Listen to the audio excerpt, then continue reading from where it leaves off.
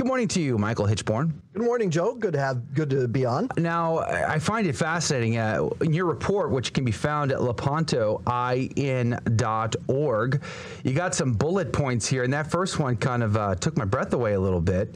It says of the $11,249,000 distributed by the CCHD in fiscal year 2020 to 2021, $3.4 million went to organizations acting against Holy Mother Church, which is north of 30% of the great total. So over 30% of faithfully donated hard-earned dollars into the basket have gone to organizations that actively subvert Catholic Church teaching on morals and faith. Tell us what's going on in the report.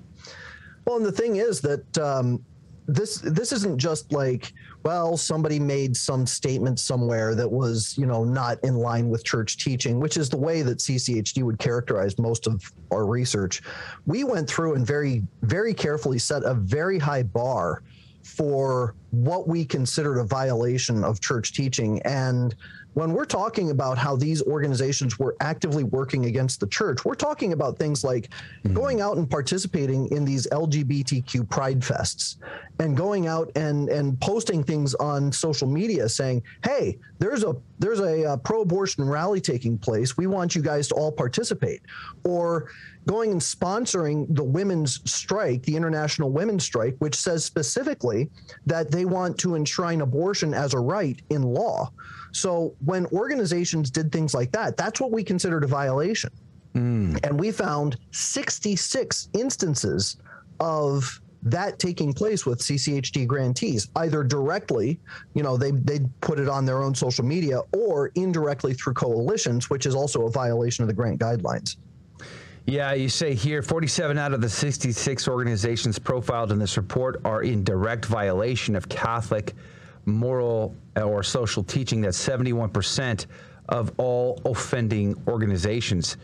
You point out 22 of those violations are abortion related, 6 of those are contraception related, 37 of those are violations are LGBTQ related, 10 of those violations are related to Marxism, which will tie in nicely to our conversation in the next segment.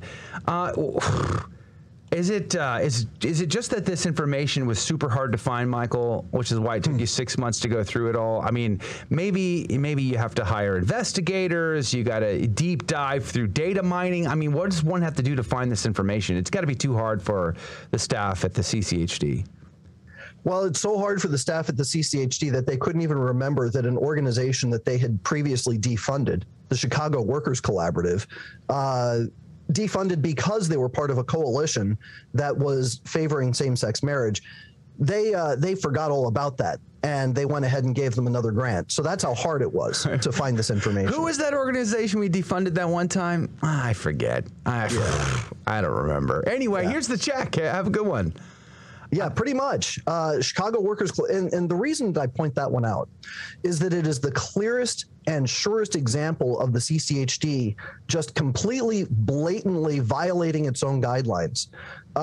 Chicago Workers Collaborative was defunded very publicly. Even Cardinal George commented on it back in 2013 because they refused to leave this one coalition that had taken a position in favor of same-sex marriage. In response, the CCHD hadn't given them a grant until 2019, and suddenly they're back on the grants list. Wow. They're still a dues-paying member of this coalition. In fact, the coalition is now taking a position in favor of abortion. So nothing has changed except for the fact that the CCHD is now giving them money again. That's incredible. It's hard to believe. Now, I know I've heard this firsthand. Bishops will hear of these reports, but they won't read these reports. Why do you think that is? Well, I think on the one hand, they're lazy. I think on the other hand, many bishops don't want to know the truth so that they can have plausible deniability. And thirdly, I think that many bishops just simply trust their own staff, or they're too cowardly and will only simply go along with whatever they are told. Wow. That's unbelievable, because it's tragic. We're culpable. We're paying for this. Well, I haven't given to CCHD since since I've known you, Michael, for crying out loud. Thanks, Mike. I've stopped giving a long time ago now. Which brings me to the next question. How much money has the CCHD lost as a result to your efforts to raise awareness of these troubling issues? Well, that's difficult to tell because as a religious institution, the U.S. Conference of Catholic Bishops is not required to file a tax form 990. Mm-hmm. They do file an annual report where we can see how they break down their budget, but the budget doesn't reflect what they're getting in terms of collections for each of the individual collections. So we don't know what kind of a hit CCHD has taken. The USCCB has maintained roughly the same budget for the last 50 years, mm-hmm.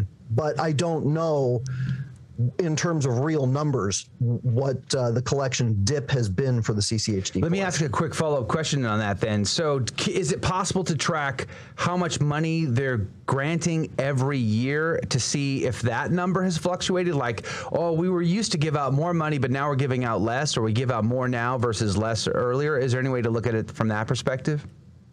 I've looked at those numbers, and they tend to be in the same ballpark. It's actually increased slightly over the years, but it does fluctuate between 9 or 10 million on the low end to about 14 million on the high end. Mm. You know, I was listening to some of your other interviews and some of the looking at your reports, and it blew my mind how much money was given to these organizations. You said about 30% of the organizations were not good, and at least explicitly not good. And mm-hmm. the thing was, I used to work for a Catholic charity, which would give out money to different Catholic organizations, and a grant of like $2,000 was like, okay, that's a significant amount. A grant of $10,000 was huge, but these organizations were receiving at the low end 50 grand. Could you talk a little bit about how much money these individual organizations were receiving, and overall how much money was given to these particular organizations? Sure. A lot of these organizations have been getting money for well over 2 decades. And what we found is that as they've been collecting that money, we tallied up all of the money that all of these 66 grantees have received since 2004, because that's as far back as the CCHD's grants lists go. Collectively, they have all received $16.6 million since 2004. That's a whole lot of money. Most of these organizations we've busted before. You know, we've found them promoting bad things and been involved in bad things, and CCHD doesn't seem to give a rip about what we find. They just turn around and say, oh, the Lepanto Institute, they're just, they overstate things and they misconstrue or take things out of context. I'm sorry, but when I see an organization saying, hey, you should attend this hands off our bodies, hands off our votes rally, how am I supposed to take that out of context? That's a direct statement that you should attend this rally that says we want to enshrine abortion into law. There's no context here. They also get really upset because, well, you didn't contact the organization. I don't need to contact an organization that says you should attend a pro-abortion rally. I don't need to contact them. They've already said what they said. Have you heard anything positive from any bishop? Has any bishop said, oh, because of your reports, I'm going to pull funding from CCHD, my diocese won't participate? Or the individual priest saying, you know, despite the fact that my diocese is taking up the collections, I won't be doing this collection in my diocese? Yes, and it's all done quietly. I've had several bishops tell me that they're no longer taking up the collection, but they won't make a public announcement. And I've had several priests do the same thing. How much pressure do these bishops receive from superior bishops or from the body, as the USCCB body as a whole, if they don't take up the collection, do you think? I don't know how much pressure they get, but I can tell you that their reluctance to say anything publicly seems to indicate that there is an awful lot of pressure that comes down on them, especially since they come out and say things that are kind of unpopular on other topics. Right. Okay, we have about 2.5 minutes left with Michael Hichborn, so we're running out of time super fast. Who's the worst offender in this report? Oh, goodness. Well, there's the Ostara Initiative, which its logo is straight out of Wicca. If you look at the organization, even the name is straight out of Wicca. But the Ostara Initiative has said multiple times that what they do is they go into prisons and they help women who are incarcerated obtain access to abortion. We've exposed this in 2020. We exposed it in 2021, and they're still getting a grant. I think they're on their third grant now. Wow.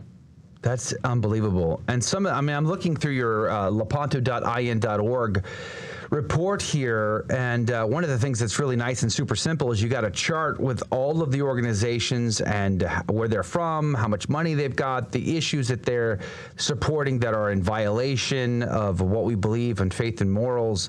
And you can click their name in the chart and get right down to more information about them in the report itself. So super easy. You could share this with your priest, with your bishop, with your friends and your family so that they know, because that collection for most dioceses is coming up, is it not?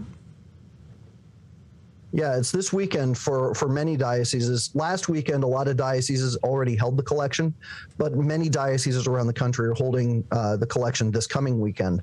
So if they go to lepantoin.org, it's right there front and center. You can just click the link, go to the report, start looking through it, and I highly recommend people contact their priests and bishops and let them know exactly what they're finding, and tell them, hey, we need answers for one thing, and second of all, please withdraw us from the collection, because this has been going on for 50 years and nothing's changed. Yeah, I'm looking at the Ostar piece right now, and it's so troubling. I mean, why in the world, with all the options we have and so many people who do good things in this world, and you have a list of them on your website as well, why do we choose to give these people our money? It just blows my mind. I can't wrap my head around it. Golly whiz, please, Lord, save us from this insanity. Michael Hichborn, Lepanto Institute. Go to lepantoin.org for the report, the details, and so much more. Michael, God bless you. God love you. Thanks for being on with us today. God bless you. God bless your audience. Coming up right after the break, Rudy Carlos has more breaking news and stories than Dr. Paul Ken Gore's on to talk about Bella Dodd.